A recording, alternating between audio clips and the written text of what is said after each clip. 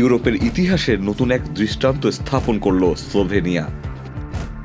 ইউরোপীয় ইউনিয়নের প্রথম দেশ হিসেবে ইসরায়েলের বিরুদ্ধে অস্ত্র রপ্তানিতে নিষেধাজ্ঞা জারি করেছে দেশটি। এই সিদ্ধান্ত বিশ্বজুড়ে আলোচনার ঝড় তুলেছে, বিশেষ করে যখন গাজায় ইসরায়েলি হামলায় হাজার হাজার মানুষের প্রাণহানি হয়েছে। ছোট্ট এক দেশ, কিন্তু নৈতিক অবস্থানে তারা দেখিয়ে দিল ক্ষমতা আর সাহস এক জিনিস নয়।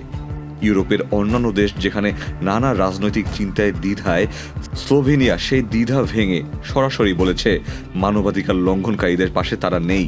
স্লোভেনিয়ার পররাষ্ট্র মন্ত্রণালয় জানিয়েছে তারা এমন কোনো দেশের সঙ্গে অস্ত্র বাণিজ্য করবে না যারা আন্তর্জাতিক মানবাধিকার আইন লঙ্ঘন করে। আর তারা বিশ্বাস করে ইসরায়েল বর্তমানে গাজায় এমন কার্যকলাপ করছে যা আন্তর্জাতিক মানবতা বিরোধী অপরাধের আওতায় পড়ে। এই সিদ্ধান্ত এসেছে ইসরায়েলের বিরুদ্ধে আন্তর্জাতিক অপরাধ আদালতের ICC এর তদন্তের পটভূমিতে। বান্ডেল থাকলে প্রতি সেনমানিতে টাকা বাঁচবে। বিকাশ সেনমানি বান্ডেল কিনে জিতুন প্রতি লেনদেনে।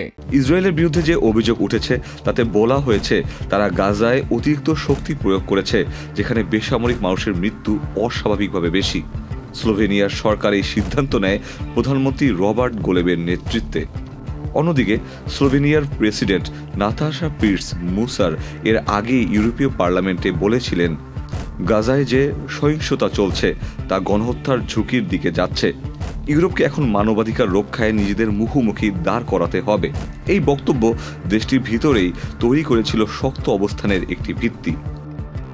গাজায় চলমান সংঘাতে এ পর্যন্ত হাজার হাজার মানুষ নিহত হয়েছেন, যার বড় অংশই নারী ও শিশু। জাতিসংঘ থেকে শুরু করে বহু মানবাধিকার সংস্থা এই পরিস্থিতিকে হিউম্যানিটেরিয়ান ক্যাটাস্ট্রফি বলে অভিহিত করেছে।